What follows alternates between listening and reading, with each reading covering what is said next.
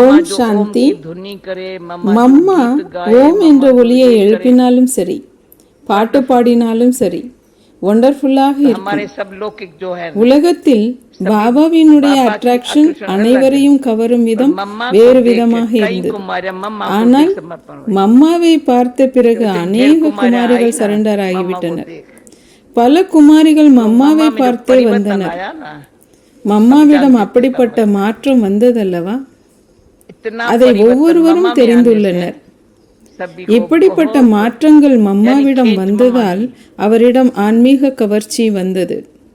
அந்த கவர்ச்சியானது நடைமுறையில் அவர் பேசும் பேச்சிலும் நடத்தையிலும் தெரிய வந்தது. மம்மா அவர்கள் உருவத்திலும் மிகவும் ஒல்லியாகவும் சிறியதாகவும் இருந்தார்.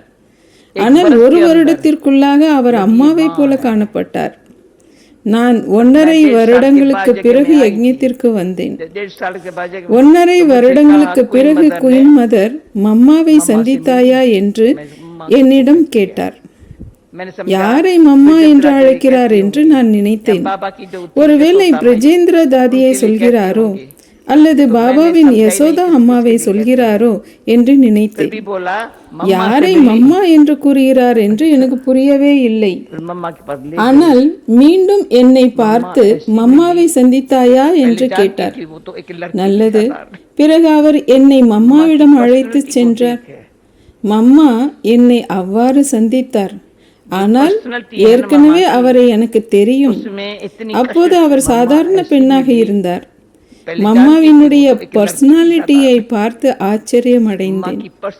அந்த பர்சனாலிட்டியில் அந்த அளவு கவர்ச்சி இருந்தது. பாபா அவரை கவர்ந்தெழுத்து அனைத்திலிருந்தும் தனிப்பட்டவராக்கிவிட்டார். நாம் எப்படி ஆக வேண்டும் என்பதற்கான சாம்பிள் மம்மா நம் முன்னால் இருக்கிறார். ஓம் சாந்தி.